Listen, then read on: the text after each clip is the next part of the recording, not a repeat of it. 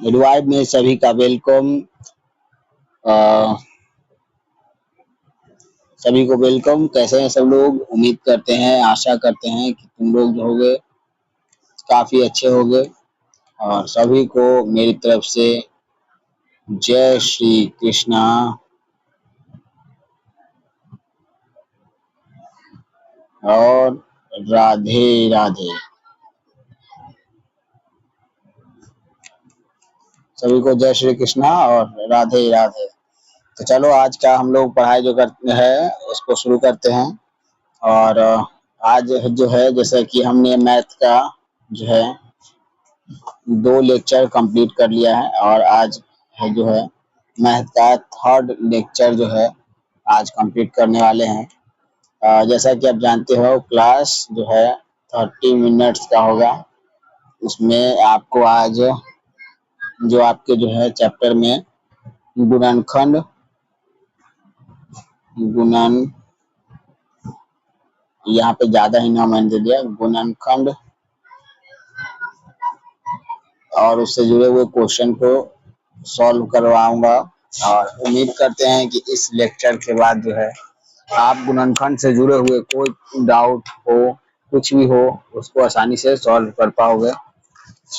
तो इस क्लास को हम लोग अब करते हैं स्टार्ट। तो यार स्टार्ट लिख दिया, सॉरी। इस क्लास को हम लोग करते हैं स्टार्ट। ठीक है, चलो। तो गुणनखंड विधि में सबसे पहले जो है हम लोग को कुछ रूल याद रखने होंगे, क्योंकि आप लोग क्लास 10th के अभी बच्चे हो। तो छोटा छोटा रूल है। अगर हम लिख दें यहाँ पे टॉपिक दें गुणनखंड के शर्त, तो क्या क्या है गुणनखंड के शर्त उसको समझ लेते हैं। पहला इसका शर्त है विभाजिता का शर्त है।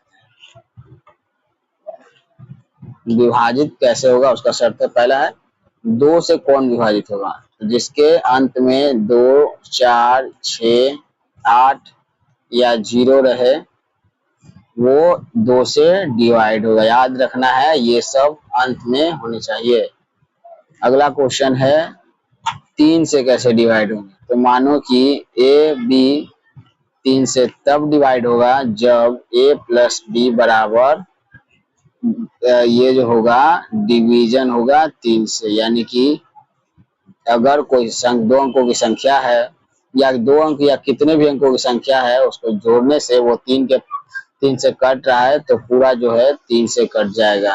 तीसरा जो है अगर हम लोग बात करें तो मुख्य रूप से होता है 5, क्योंकि बाकी वैसे तो 4 भी मैं बता सकता हूँ। खैर चलो 4 को बताता हूँ, पर वो बच्चों को काम आते हैं नहीं।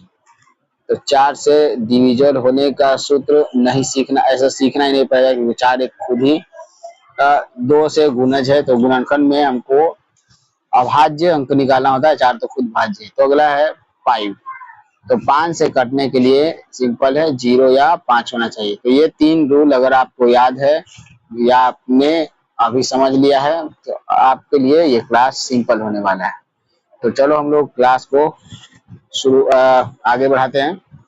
और इसी हिसाब से मैं अभी आपको चेक करता हूँ कि और खुद भी आप अपने आप को चेक कर सकते हो कि गुणनखंड आपको आया या नहीं। जैसे कि मेरे पास है ये 392। अब ये 392 है, तो जैसा कि आप देख रहे हो इसके लास्ट में 2 है। तो अगर हम लोग डिवाइड करें तो इसको 2 से हम डिवाइड कर सकते हैं। या ये आपको मैं सिखा रहा हूँ गुणनखंड हल करने की विधि। तो 2 से डिवाइड करते हैं, तो 2 से 392, 3 में 1 टाइम्स में 2 1 9, 9 टाइम्स में 18 1, फिर ये 2 कैरी वाला और ये 6, यानी कि इसका आएगा 196। फिर अगर ये 6 है तो 6 भी 2 से डिवाइड होता है, जिसको पहले इरेज कर लेते हैं। और तो 196 को 2 से डिवाइड करते हैं, 2 से तो 9 टाइम्स में 18, 1 6, 8 टाइम्स में 16, ये भी कट गया। यहाँ पे आ गया 98। इसको करते हैं पहले इरेज और फिर 98 को सॉल्व करते हैं। तो 98 को 2 से डिवाइड करेंगे क्योंकि लास्ट में जो है 8 है। 4 टाइम्स में 8, 1 18, 9 टाइम्स में 18 डिविजिबल हो गया है तो 2 से लगा दिए हैं 14, 9 आ गया है। इसको करते हैं इरेज। अब यहाँ पे समझते हैं 49 वाले को। ऐसे आप समझो कि 7 से डिविजिबल वाला मैंने नहीं बताया, 11 नहीं बताया, क्योंकि ये सब जो है आपको कभी काम नहीं आने वाले हैं और बेकार में उतना याद कर लेना वो सब अच्छा बात भी नहीं है। खैर, तो ये देखते हैं ये 49। पहले तो हम लोग चूंकि ये 2 से ना मेरे बताए हुए 2 से डिवाइड हो रहा है, ना 3 से ना 5 से। तो इसका नेक्स्ट जो अभाज्य गुणनखंड है, प्राइम नंबर है, वो 7 है। 7 से देखते हैं डिवाइड करके। तो 7 को 7 टाइम्स पढ़ेंगे तो 49 आ जाएगा। अब देख सकते हो ये जितने भी है सब प्राइम नंबर्स हैं। अब क्या कर सकते हैं इसको, ये 392 इज इक्वल टू 2 कितने हैं, 1 2 3, 2 3 और 7 2 है। तो इस तरह से अगर आपको आता है तो आपको गुणनखंड आ गया है और आप कोई भी अंक के गुणनखंड को आसानी से सॉल्व कर सकते हो। अगर आपको कोई डाउट हो रहा है तो इस लेक्चर को दोबारा देख लेना। खैर चलो, अब हम लोग क्लास को आगे बढ़ाते हैं। अब जब आपने गुणनखंड सीख लिया है तो गुणनखंड के मूलभूत परिमेय से मशक लसा भी हम लोग याद कर सकते हैं। तो आप लोग टॉपिक 2 अपने कॉपी में अभाज्य गुणनखंड से मशक लसा ज्ञात करना। ठीक है, अभाज्य गुणनखंड से मशक लसा ज्ञात करना हम लोग सीखेंगे अभी। तो अभी कोई उदाहरण ले लेते हैं। माने कि उदाहरण में है, छोटा सा अंक लेते हैं 12, 15, 21 का मशक लसा गुणनखंड विधि से निकालना है। ठीक है, अब इस पेज को छोटा कर लेते हैं। अब गुणनखंड विधि से हम लोग को निकालना है लसा मशक। तो पहले क्या करेंगे, ये तीनों का हम लोग को गुणनखंड करना पड़ेगा। तो यहाँ पे हल लिखते हैं। हल में हल दिया गया है, क्या दिया गया है कि 12, 15, 21 तीन संख्या है। तो प्रश्न से चलो हम लोग तीनों संख्या का गुणनखंड निकालते हैं। कौन संख्या कौन कौन सी है, 12, 15 और 21। तो 12, 15, 21, ये 2 और 3, 1 3 होता है तो 3 से रहेगा तो 7 हो जाएगा। यहाँ पे 3 से रहेगा क्योंकि 5 1 6 होता है तो यहाँ पे 5 आ जाएगा। यहाँ पे 2 से लगेगा 6 हो जाएगा, फिर 2 से लगेगा 2 3 हो जाएगा। तो ये इसका जो है प्राइम फैक्टराइजेशन कर दिए हम लोग। अब क्या करते हैं, अब यहाँ से जो है इसको लिख देंगे कि 12 बराबर क्या है, 2 2 आया है यानी 2 का पावर 2, 1 3 आया है तो 3 के पावर 1। इसके बाद जो है 15 देखें तो 15 में 3 के पावर 1 आया है और 5 के पावर 1। 21 में जो है 3 के पावर 1 और 7 के पावर 1 आया है।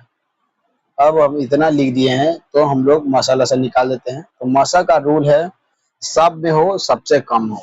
ये याद रखना है कि मशक का रूल है सब में सबसे कम। तो पहले देखते हैं 2, क्या 2 सब में है, इसमें नहीं है, इसमें नहीं है। क्या 3 सब में है, इसमें है, इसमें भी है, इसमें भी है। बहुत अच्छा, 3 सब में है। अब सबसे कम 3 किसमें है, जैसे इसमें भी 1 3 है, इसमें 1 3 है, इसमें 1 3, सभी में 1 3 है तो उसी का 1 3 उठा लेते हैं। अब देखते हैं कि और क्या क्या इसका जो 5 है सब में है? नहीं है। इसमें 7 जो है सब में है? नहीं है। तो बस इसका जो मौसा हो गया वो 3 हो गया। अब इसका लसा निकालते हैं। लसा का जो रूल है, हो ना हो सबसे बड़ा, हो न हो सबसे बड़ा, यानी कि जितने भी इन तीनों डिजिट के जो गुणनखंड दिख रहे हैं वो तीन किसी में हो या ना हो, बस वो सबसे बड़े को चुन लेना है। जैसे कि 2 सबसे बड़ा इसमें है, 2 के पावर 2 है, 3 तो हर में एक ही है तो एक 3 उठा लेंगे, एक 5 उठा लेंगे और एक 7 उठा लेंगे।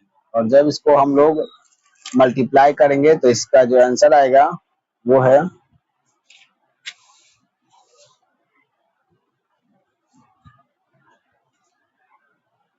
420। ठीक है, तो इस तरह से बनता है लसा मसा। और आपके लिए मैं क्लास वर्क में, मतलब कि ये तो आज का जो टॉपिक है वो काफी छोटा है, तो ये क्लास अ, उतना बड़ा रहेगा नहीं। जैसे कि मैं होमवर्क दे देता हूँ आपके लिए ये आपको अभी करना है, तभी आपको समझ में आएगा। ये मत समझना है कि आपने सिर्फ वीडियो देखा और आपकी क्लास पूरी हो गई, ऐसे नहीं पढ़ना है। ठीक है, तो एचडब्ल्यू में है पहला नंबर पे 6,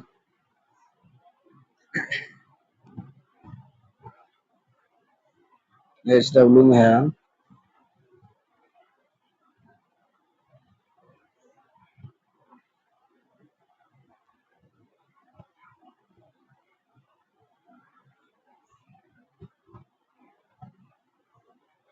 620, ये जो है पहला नंबर है।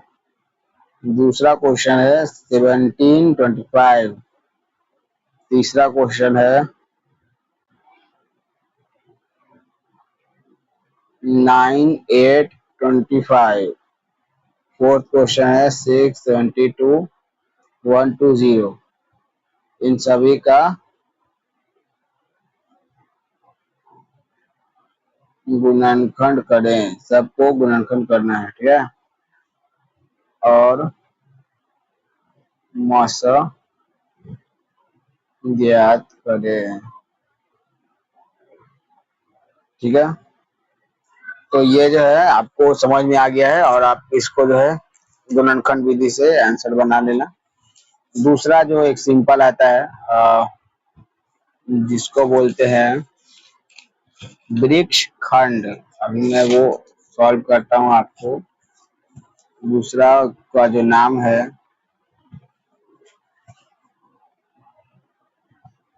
वृक्ष खंड। अब जैसे कि हमने इसमें देखा था, इसमें कोई उतना बड़ा डिवीजन है। मान लो कि मेरे पास 36 है और इसका हमको वृक्ष खंड निकालना है।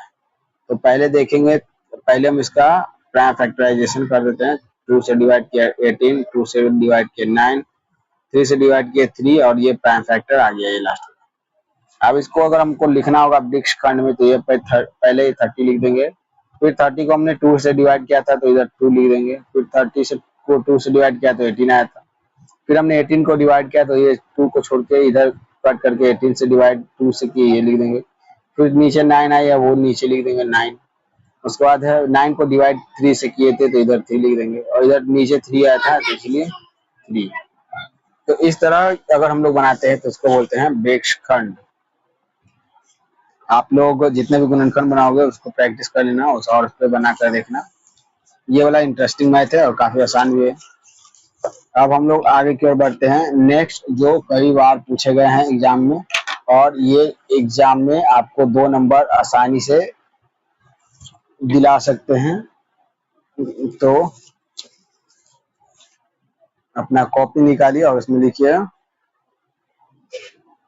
शून्य की जांच।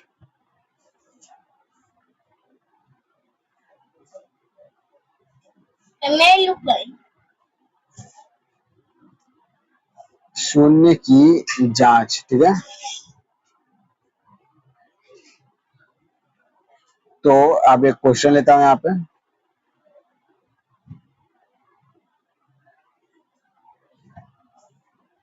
जांचे कि 6n के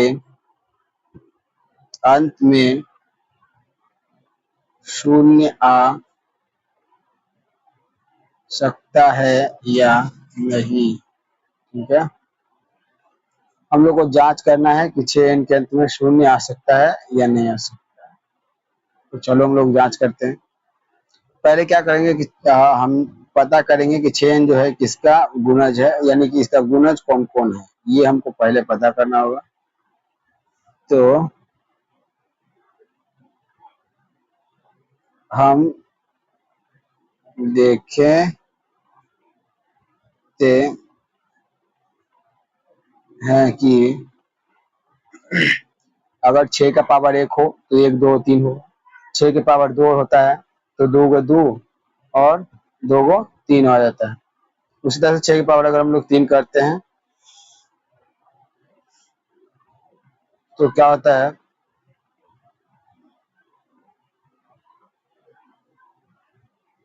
अगर 6 के पावर 1 करते हैं तो 1 2 और 1 3 आता है।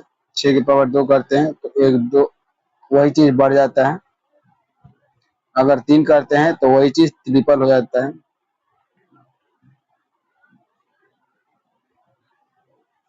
तो इस तरह से हम लोग देख पा रहे हैं कि घात बढ़ाने से जो है उसके गुणज भी बढ़ते जा रहे हैं। तो इसका मतलब हुआ कि तो घात बढ़ाने से जो है इसके गुणज भी बढ़ रहे हैं, तो इसका मतलब हुआ कि इसमें कभी शून्य आएगा ही नहीं। तो लिखेंगे इसका आंसर नीचे, हम पाते हैं कि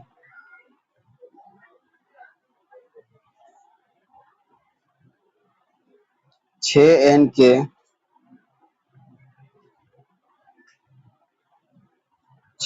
के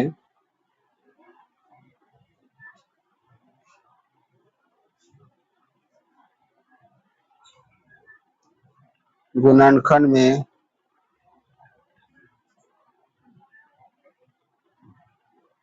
अभाज्य संख्या 2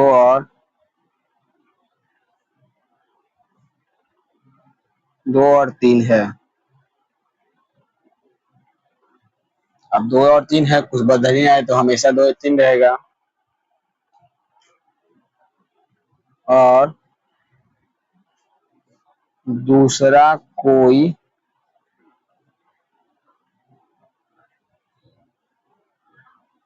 अभाज्य नहीं है, अतः 6n के अंत में शून्य नहीं आ सकता। प्रूव्ड। चलो, तो बस आज के क्लास इतना ही था। अब मैं इसका होमवर्क दे देता हूँ आपको जांचने वाला, ये आप घर पे करना। आपको जांचना है, ये 4n को जांचना है और 15n को जांचना है, ये तीनों को आप जांच लेना। इसी के साथ आज का क्लास को हम लोग यहीं पे एंड करते हैं। हमने क्लास को लगभग में यहाँ से स्टार्ट किया था, जिसमें मैंने स्टार्ट का स्पेलिंग वगैरह दे दिया था और आपको समझाने के बाद लास्ट क्लास खत्म हो गया है। तो नेक्स्ट जो है आपको अभी साइंस का क्लास आने वाला है। तो अभी के लिए जय श्री कृष्णा, राधे राधे।